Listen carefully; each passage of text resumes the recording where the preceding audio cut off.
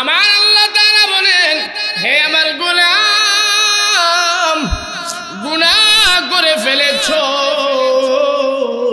আসো আসরে আমি আল্লাহ তাআলা তোমাদের জিন্দেগীর সব গুনাহগুলো মাফ করে দেব। সুবহানাল্লাহ।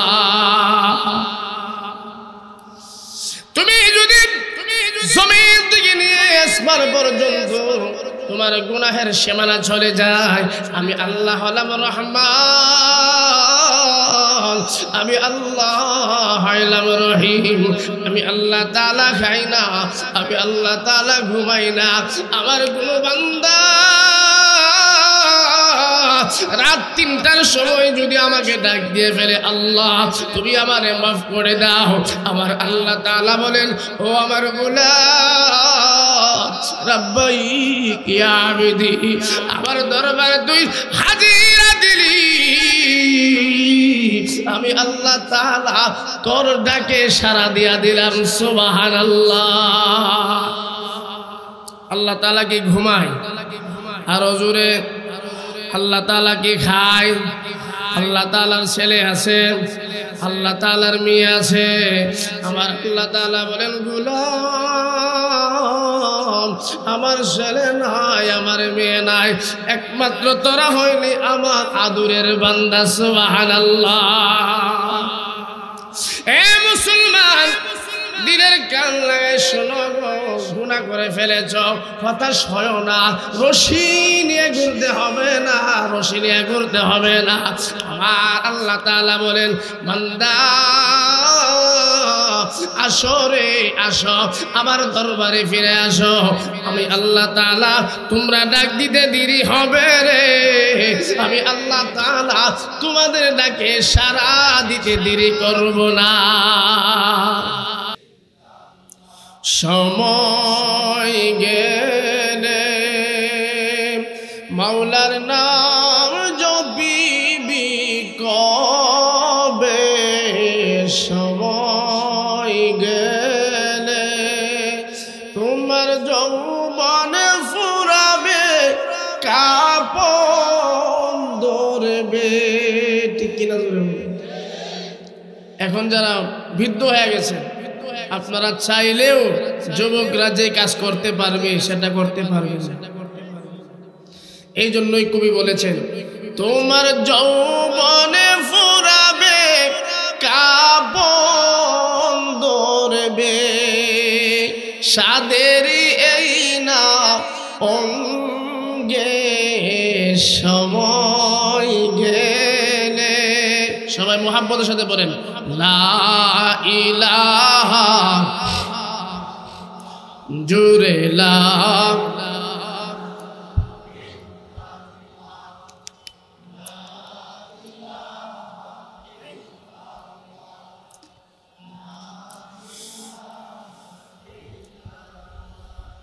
লা ইলাহা ইল্লাল্লাহু মুহাম্মাদুর রাসূলুল্লাহ। সকলে দিল উজাড় করে বলি সাল্লাল্লাহু আলাইহি ওয়াসাল্লাম। একটা জবানও বন্ধ রাখবেন না, সবাই বলেন সাল্লাল্লাহু আলাইহি ওয়াসাল্লাম। আলহামদুলিল্লাহ। আল ফুরকান ফাউন্ডেশন পিংনা সরিষাবাড়ি জামালপুরের উদ্যোগে 2 দিন ব্যাপী ঐতিহাসিক তাফসীরুল কোরআন মাহফিলের আজ সমাপনী দিনের উপস্থিত জাতির কর্ণধার হযরত উলামায়ে কেরাম, আমার সামনে প্যান্ডেলে বসা আছেন মুরব্বিয়ানে আওয়াম, কলিজার টুকরা যুবক বন্ধুগণ, পর্দার আড়ালে অবস্থানরত সদ্দিয়া সম্মানিত হযরতে খাদিজাতুল কুবরা রাদিয়াল্লাহু তাআলা আনহার উত্তরসূরি মা ও বোনেরা, আমরা সকলেই শুকর গুজার করছি ওই মহান মালিকের দরবারে, যিনি আমাদেরকে দুনিয়ার সমস্ত ফিতনা ফাসাদ থেকে ফারেক করে চমৎকার পরিবেশে অত্র এলাকার যুবক এবং উলামায়ে কেরামের মেহনতের ফসল একটি জান্নাতের নমুনা প্যান্ডেলের ভিতরে আমাকে আপনাকে আসার জন্য কবুল করেছেন। সেই জন্য আমরা খুশি না বেজার? হাজারো মানুষ বাংলাদেশের বিভিন্ন কোণারে কোণারে প্রান্তে প্রান্তে হাসপাতালের বেডে কাতরাচ্ছে। আল্লাহ সুবহানাহু ওয়া তাআলা আমাকে আপনাকে অনুগ্রহ করে উলামায়ে কেরামের জবান থেকে কোরআনের আলোকে হাদিসের আলোকে আলোচনা শোনার জন্য দুনিয়ার সমস্ত ফিতনা ফাসাদ থেকে ফারেক করে মাহফিলের প্যান্ডেল পর্যন্ত নিয়ে এসেছেন। সেই জন্য আমরা কালিমাতুশ শুকর পড়ে নিচ্ছি আলহামদুলিল্লাহ। মন খুলে বলেন আলহামদুলিল্লাহ। লক্ষ কোটি দুরূদ আর সালাম বিশ্ব মানবতার মুক্তির দূত, বিশ্ব মানব মণ্ডলীর কান্ডারি আকা নামদার তাজদার মদিনা মুহাম্মদুর রাসূলুল্লাহ সাল্লাল্লাহু আলাইহি ওয়াসাল্লাম। আমি আপনাদের সামনে কোরআনুল কারীমের গুরুত্বপূর্ণ একটি আয়াতের অংশ বিশেষ তিলাওয়াত করেছি। আমি যুবক মানুষ, উলামায়ে কেরাম আপনাদেরকে নসিহত করেছেন, যেই সমস্ত উলামায়ে কেরাম আপনাদেরকে বয়ান শুনিয়েছেন এবং শোনাবেন তাদের পায়ের ধুলার সমান আমি না। বহু দূর থেকে মুসাফির হিসাবে আপনাদের সামনে এসে উপস্থিত হয়েছি। আল্লাহ সুবহানাহু ওয়া তাআলা আমাকে যেন এই কোরআনের আয়াত এবং হাদিসকে সামনে রেখে এমন কিছু কথা আপনাদেরকে শোনানোর তৌফিক দান করে। আল্লাহ সুবহানাহু ওয়া তাআলা যেন এই কথাগুলোর উপর সর্বপ্রথম আমাকে এবং আপনাদের সকলকে যারা শ্রবণ করবেন সকলকে আল্লাহ তাআলা কবুল করেন। সবাই জুড়ে বলেন আমিন। আল্লাহ সুবহানাহু ওয়া তাআলা আমার তিলাওয়াতকৃত আয়াতের মাধ্যমে বলতেছেন, ইয়া আইয়ুহাল্লাযীনা আমানুত্তাকুল্লাহ, হে ঈমানদারগণ, আমানুত্তাকুল্লাহ হাক্কা তুকাতিহি ওয়া লা তামুতুন্না ইল্লা ওয়া আনতুম মুসলিমুন। এই আয়াতের মাধ্যমে আল্লাহ বলতেছেন, হে ঈমানদারগণ, তোমরা মুসলমান না হয়ে দুনিয়া থেকে বিদায় হয়ো না। আর আমি যে আপনাদের সামনে আয়াত তিলাওয়াত করেছি, আল্লাহর হাবিব সাল্লাল্লাহু আলাইহি ওয়াসাল্লামের উপরে আল্লাহ তাআলা যে কোরআনুল কারীম আমাদের উপরে নাজিল করেছেন, কোন একটা কোম্পানি যদি একটা কিছু তৈরি করে তার আগে তার ফর্মা বানায়, ক্যাটালগ বানায়। আল্লাহ সুবহানাহু ওয়া তাআলা আমাদেরকে দুনিয়ার জমিনে ছেড়ে দিয়েছেন, আমাদের জীবন কিভাবে পরিচালনা করব এটাও আল্লাহ তাআলা সেখান থেকে কোরআনের মাধ্যমে জানায় দিয়েছেন। ও আমার গোলামেরা, দুনিয়াতে যাওয়ার পরে তোমরা গুনাহ করবা, আর এই গুনাহ নিয়ে যদি কবরে যাও কি আযাব হবে এটাও আমি কোরআনে জানায় দিয়েছি। তাহলে গুনাহ থেকে আমরা কিভাবে মুক্তি পাবো, কি করলে মুক্তি পাবো, এই কথাগুলো আপনাদেরকে শোনাইব। অনেকে আছে গুনাহ এমন ভাবে করেছেন সর্বশেষ ফাঁসি লেগে মরে, বিষ খায়া মরে। কিন্তু কোরআনের আলোকে এই যে আয়াতের মাধ্যমে আল্লাহ তাআলা আমাদেরকে যে একটা সান্ত্বনার বাণী দিয়েছেন, দুনিয়ার মানুষের কথা মিথ্যা হতে পারে, আল্লাহ তাআলার কথা কখনো মিথ্যা হতে। আমার আল্লাহ সুবহানাহু ওয়া তাআলা কোরআনুল কারীমের মাধ্যমে জানায়া দিয়েছেন, কুল ইয়া ইবাদিয়াল্লাযীনা আসরাফু আলা আনফুসিহিম লা তাকনাতু মির রাহমাতিল্লাহ ইন্নাল্লাহা ইয়াগফিরুয যুনুবা জামিআ। আল্লাহ সুবহানাহু ওয়া তাআলা বলেন, হে আমার গোলাম, শোনো রে শোনো, জান্নাতের মধ্যে আল্লাহ তাআলা রূহের জগতে আমাকে আপনাকে এইভাবে মজমা করে সকলকে একটা প্রশ্ন করেছিলেন, আলাস্তু বিরব্বিকুম, আলাস্তু বিরব্বিকুম। আল্লাহ তাআলা আমাদেরকে রূহের জগতে শুধু মুসলমান যারা তারা না, হিন্দু, বৌদ্ধ, খ্রিস্টান, কাফের যত মানুষ দুনিয়ার জমিনে আগমন করবে আমার আল্লাহ তাআলা সবাইকে লক্ষ্য করে বলেছিলেন আলাস্তু বিরাব্বিকুম, আমি আল্লাহ তাআলা কি তোমাদের রব নই? সেদিন সবাই আমরা বলেছিলাম, যারা মুসলমান আমরা না, সকলেই বলেছিলাম ক্বালু বালা। এবার বলেন মুসলমান যারা, তারা ব্যতীত দুনিয়ার মধ্যে যারা বসবাস করতেছে তাদের সংখ্যা কম না বেশি? কাফেরদের সংখ্যা কম না বেশি? সবাইকে আল্লাহ তাআলা রূহের জগতে প্রশ্ন করেছিলেন, সবাই বলেছিলেন ক্বালু বালা। আমার আল্লাহ তাআলা বলেন গোলাম, দুনিয়ার জমিনে তোমরা যখন গেলাম, আমি আল্লাহ তাআলা তোমাদেরকে পালাক্রমে পর্যায়ে পর্যায়ে দুনিয়ার জমিনে পাঠাইলাম। রূহের জগতে আমি আল্লাহ তাআলা তোদেরকে প্রশ্ন করেছিলাম, হে আমার বান্দা, আমি আল্লাহ তাআলা কি তোমাদের রব নই? সেদিন আমরা সকলেই বলেছিলাম ক্বালু বালা। আমরা যখন দুনিয়ার জমিনে আসলাম, দুনিয়ার জমিনে আসার পরে আমরা কেউ হয়ে গেলাম দুনিয়ার পাগল, কিছু মানুষ হয়ে গেলাম টাকার পাগল, কিছু মানুষ হয়ে গেলাম সম্মানের পাগল, কিছু মানুষ হয়ে গেলাম দুনিয়ার পাগল। আমার আল্লাহ তাআলা বলেন, ও আমার গোলাম, রূহের জগতে আমি আল্লাহ তাআলার সঙ্গে ওয়াদা করে দুনিয়ার জমিনে আগমন করেছিস। দুনিয়ার জমিনে যাওয়ার পরে সেই ওয়াদা ভুলে গিয়েছিস, আমি আল্লাহ তাআলার সঙ্গে যে ওয়াদা করেছিলি। আমরা যদি সেই রূহের জগতে যে কমিটমেন্ট করে আসছিলাম এটা বাস্তবায়ন দুনিয়ার জমিনে করতে পারতাম, তাহলে আমাদের দ্বারা কোনো গুনার কাজ হইতো না।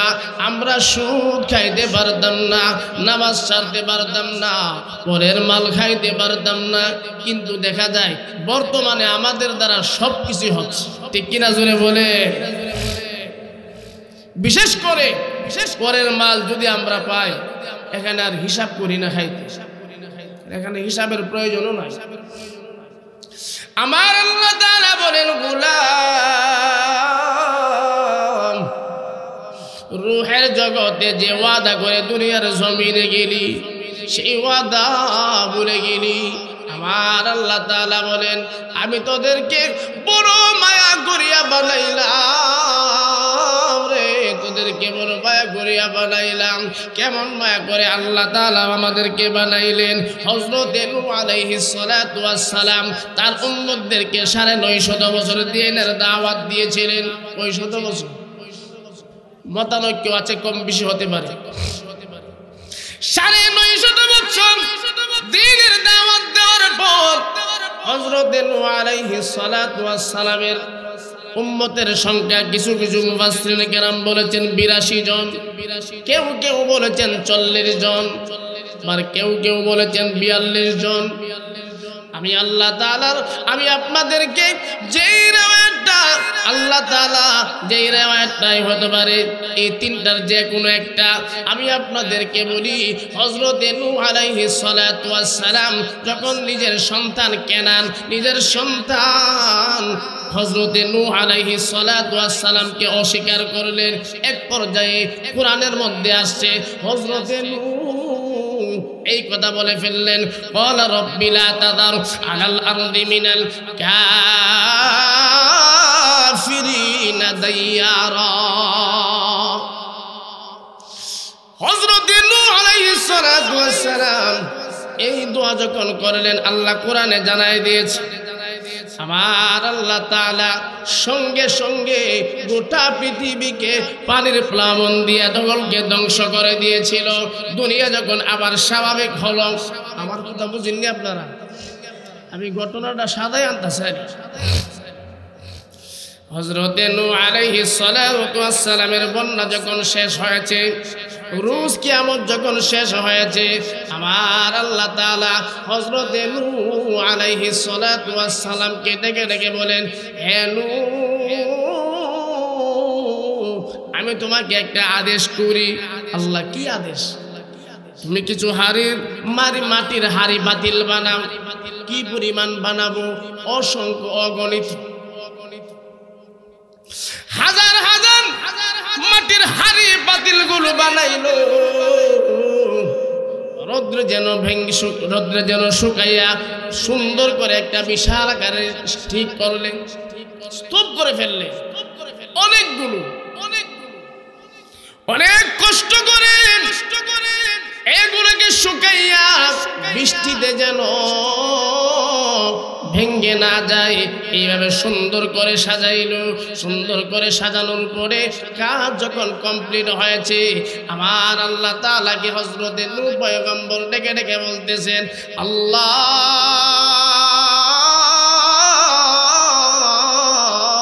তুমি আমাকে যে আদেশ করেছো আমি তার কোনভাবে পালন করেছি, আবার এর কাজ কি, এগুলোর কাজ কি?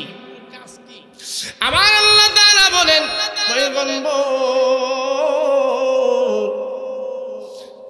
তুমি এইগুলো সবগুলো যেগুলো বানাইলা সবগুলোকে ভেঙ্গে ফেল।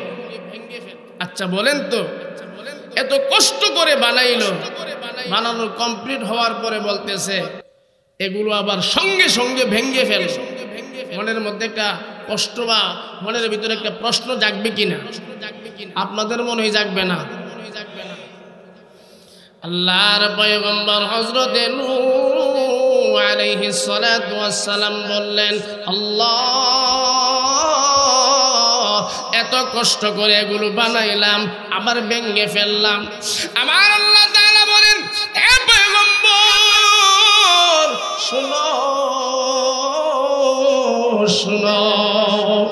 আমি আল্লাহ তাআলা যখন তোমাকে অনুমতি দিলাম ভেঙ্গে ফেলার জন্য, অর্ডার দিলাম ভেঙ্গে ফেলার জন্য, তুমি সবগুলোকে ভেঙ্গে ফেলেছ। আমি তোমাকে প্রশ্ন করতে চাই, তুমি যখন লাঠি দিয়া, সবাই জিকির করেন লা ইলাহা,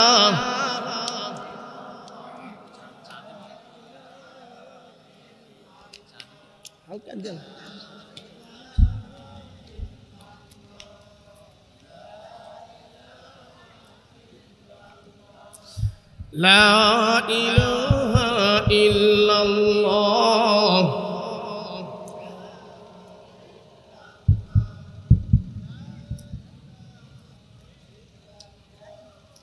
লা ইলাহা ইল্লাল্লাহু মুহাম্মাদুর রাসূলুল্লাহ। সকলে বলি সাল্লাল্লাহু আলাইহি ওয়াসাল্লাম। ঘটনা মনে আসেনি?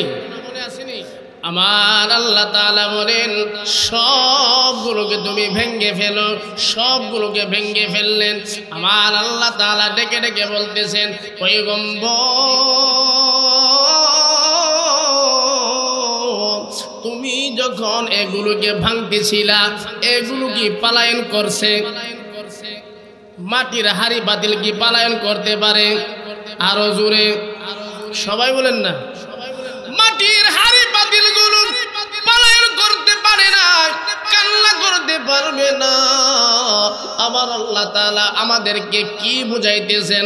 পয়গম্বর নূহ আলাইহিস সালাতু ওয়াস সালামকে কি বুঝাইতে চাইতেছেন? এটার ধারাবাহিকতা কিয়ামত পর্যন্ত থাকবে, এটার সবক কিয়ামত পর্যন্ত থাকবে।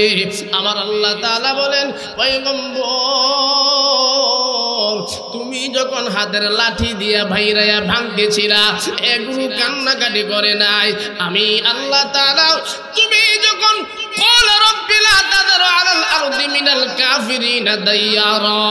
এই বদদুয়া যখন তাদের বিরুদ্ধে করে ফেললা, আমি আল্লাহ তাআলা তুমি পয়গম্বর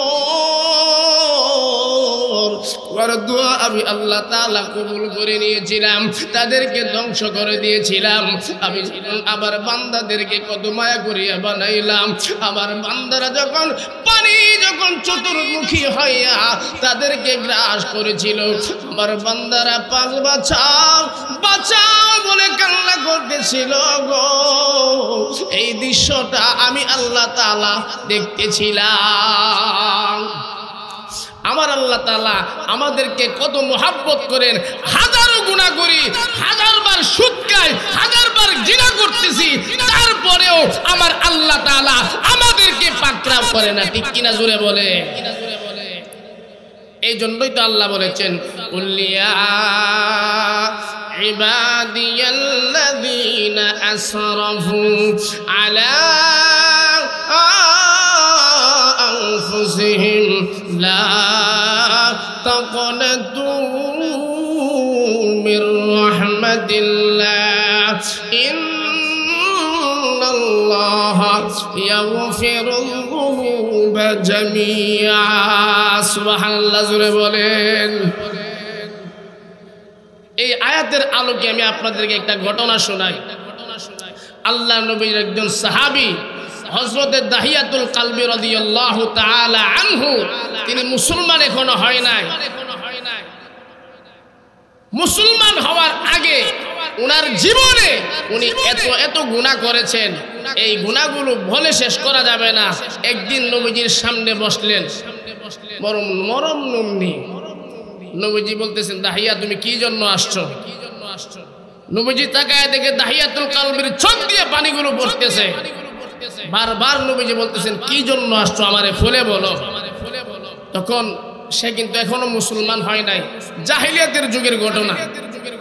তখন বলতেছেন, আমি আপনার কাছে আসছি, আপনি যদি আমাকে নিশ্চয়তা দিতে পারেন আমি মুসলমান হয়ে গেলে আমার আল্লাহ সমস্ত গুনাহগুলো মাফ করে দিবেন, তাহলে আমি আপনার হাতে হাত রেখে কালিমা পড়ে মুসলমান হব, নয়তো হব না।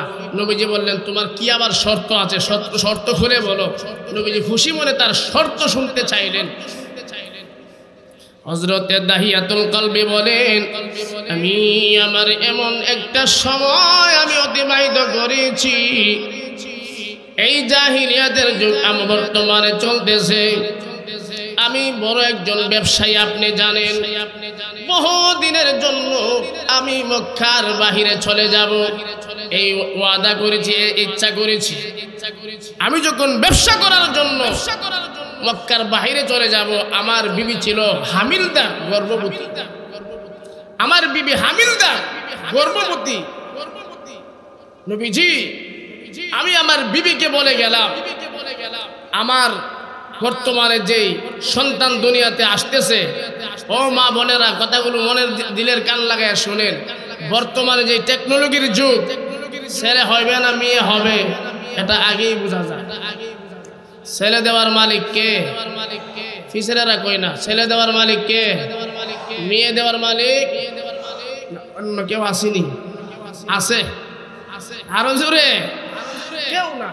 সন্তান দেওয়ার মালিক আল্লাহ, ছেলে দেওয়ার মালিক, মেয়ে দেওয়ার মালিক।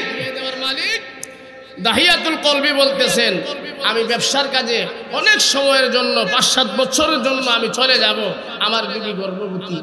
আমি আমার বিবিকে বলে গেলাম, যদি এবারের সন্তানটা মেয়ে হয় তাকে সঙ্গে সঙ্গে হত্যা করে ফেলবা, আর যদি ছেলে হয় তাকে উঠায়া লালন পালন করবা, আমার মতো সুন্দর করে লালন পালন করবা, তার আদরের যত্নের জন্য ত্রুটি না হয়। দাহিয়াতুল কলবি রাদিয়াল্লাহু তাআলা আনহু এত সুন্দর ছিলেন, হযরত জিবরাইল আমিন যখন নবীজির কাছে ওহী নিয়ে আসতেন মানুষের সুরতে, হযরত দাহিয়াতুল কলবির সুরত নিয়েও মাঝে মধ্যে আসতেন। সুবহানাল্লাহ। তাহলে এই সাহাবী মনে আমাদের মতো কালা? আরো জোরে? কেমন সুন্দর জিবরাইল আমিন ওনার সুরতে আসতেন। সুবহানাল্লাহ। উনার ঘরে মেয়ে সন্তান জন্মগ্রহণ করেছে, উনার বিবি স্বামীর কথাটা রাখতে পারলেন না, এই মেয়েটাকে লালন পালন করে বড় করতেছে। একটা সময় মেয়েটা কথা বলতে শিখছে, বাবার সম্মান কেমন ভাবে করতে হবে মা সেই শিক্ষাও দিয়েছে। এ মুসলমান ইমানদার দিলের গান লাগায়া শোনো, ব্যবসার কাজ যখন শেষ হয়েছে বাড়ির মধ্যে চলে আসছে এই ঘটনা দাহিয়াতুল কলবি নিজে নবীজিকে বলতেছেন, নবীজি আমি বহু বছরের জন্য মদিনা মক্কার বাইরে চলে গেলাম ব্যবসা করার জন্য। আমার বিবিকে ওয়াসিয়ত করে গেলাম, এই সন্তান যদি ছেলে হয় তাহলে তাকে লালন পালন করবা, মেয়ে হইলে তাকে হত্যা করে ফেলবা। নবীজি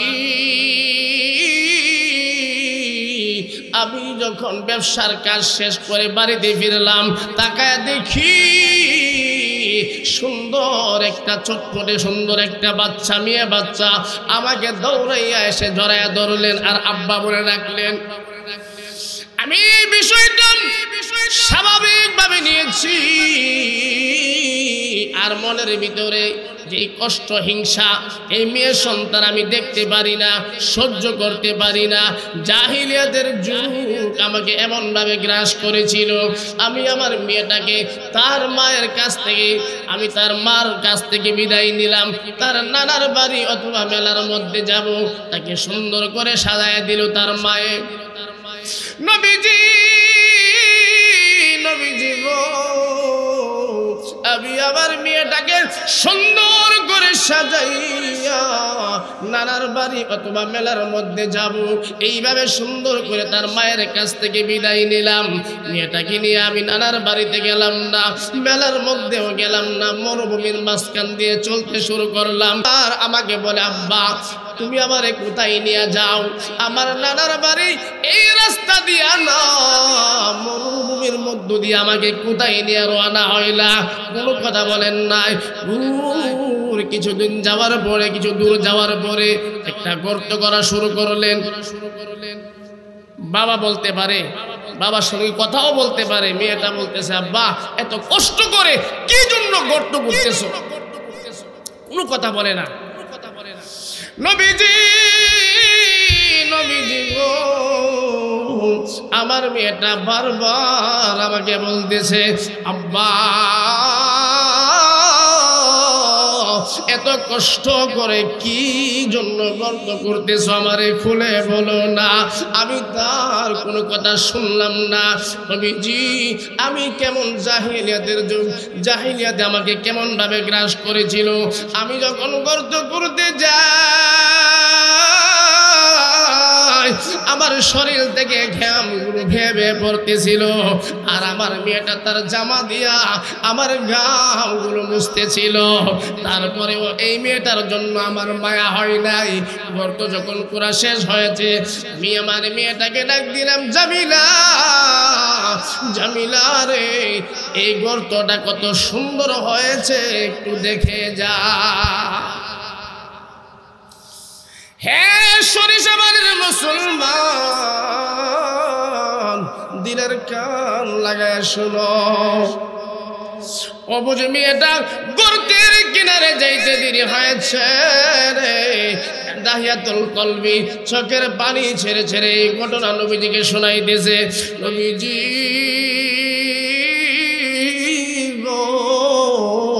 আমার মেয়েটা যখন আমার ডাকে সাড়া দিয়া এই গর্তের কিনারের মধ্যে চলে আসছে, আমি বাবা হইয়া বাবার পরিচয় তার সঙ্গে আমার, কিন্তু আমি নিজে বাবার পরিচয়টা বলে গেলাম। আমি আজরাইল সাজিয়া আমি আমার মেয়েটার গলার মধ্যে, ঘাড়ের মধ্যে ধাক্কা মারিয়া এই গর্তের মধ্যে ছেড়ে দিয়েছি। নবীজি নবীজি আমি আমার মেয়েটাকে এইভাবে ঘাড় ধাক্কা দিয়া যখন এই গর্তের মধ্যে ফেলে দিয়েছি, আমার মেয়েটার আর বোঝার বাকি রইল না, বোঝার বাকি রইল না। আমার আব্বাদি আমাকে আমার মায়ের কাছ থেকে আমাকে নানার বাড়িতে নিয়ে যাইবে, এই কথা বলে আমাকে এই গর্তের মধ্যে ছেড়ে দিয়েছে। এই মেয়েটা চোখের পানি ছেড়ে কাঁদে, আব্বা গো আমি মেয়ে হয়েছি, এটাই কি আমার অপরাধ? আমি মেয়ের জন্মগ্রহণ করেছি, এটাই আমার অপরাধ। তুমি আমারে মাইরো না, তুমি আমারে মাইরো না। আমার দু চোখ যেদিকে যায় সেদিকে চলে যাব। আমি বাবার পরিচয় নিয়ে কোনোদিন তোমার সামনে দাঁড়াবো না। এই ঘটনা দাহিয়াতুল কালবি নবীজিকে বারবার শোনাইতেছে আর কাঁদতেছে। নবীজি ঘটনা শুনতেছেন। শর্ত কি? আমি যদি মুসলমান হই আমার আল্লাহ তাআলাকে আমার জিন্দেগির গুনাহগুলো মাফ করবে, এই শর্তের উপরে ঘটনা শোনাইতেছে। এ মুসলমান দিনের গান লাগায় শোনো গো, পর্দার আড়াল থেকে মা বোনেরা শুনতেছেন। মাগো দিনের গান লাগায় শুনিয়া যাও, তোমাদের কোনো দাম ছিল না, তোমাদের কোন ধর্ম তোমাদেরকে সেই দাম দেয় নাই। যেই ধর্ম মুসলমান ধর্ম, যেই ধর্ম ইসলাম তোমাদেরকে দিয়েছে, আর অন্য কোন ধর্ম মহিলাদেরকে সেই সম্মান দেয় না।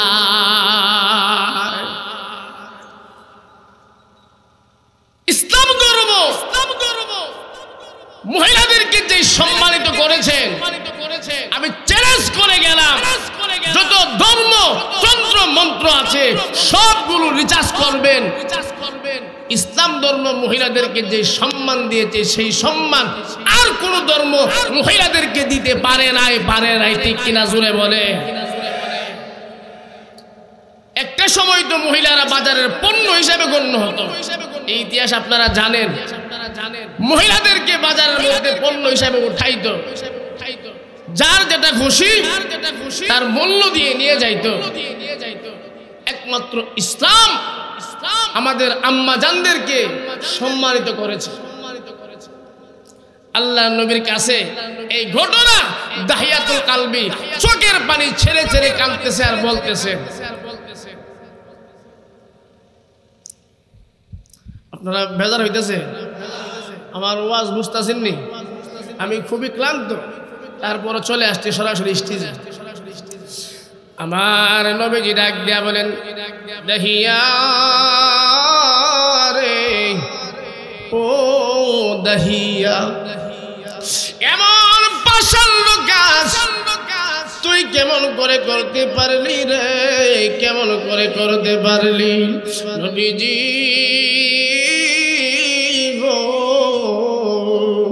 আমার মেয়েটাকে আমি যখন গলার মধ্যে ধাক্কা মারিয়া এই গর্তের মধ্যে ছেড়ে দিয়েছি, আমার মেয়েটাকে বড় বড় পাথর দিয়া যখন আমি তাকে চাপা দিতে শুরু করলাম, আমার মেয়েটা আব্বা, ও আমার আব্বা আমাকে মাইরো না, আমি জিন্দেগিতে তোমার সামনে এসে দাঁড়াবো না, তুমি আমারে মাইরো না। তারপরে নবীজি আমি আমার মেয়েটার কথা রাখলাম না, আমি বাবা আজরাইল সাজিয়া আমি আমার মেয়ে জামিলাতে পাথর চাপা দিয়া দুনিয়া থেকে বিদায় করে দিলাম। এই কথাগুলো নবীজির কাছে শোনায়া দিয়েছেন। আমার নবী ডাক দিয়া বলেন, দাহিয়া, আবার আল্লাহ তাআলা কোরআনে জানায়া দিয়েছেন, কুল ইয়া ইবাদিয়াল্লাযীনা আসরাফু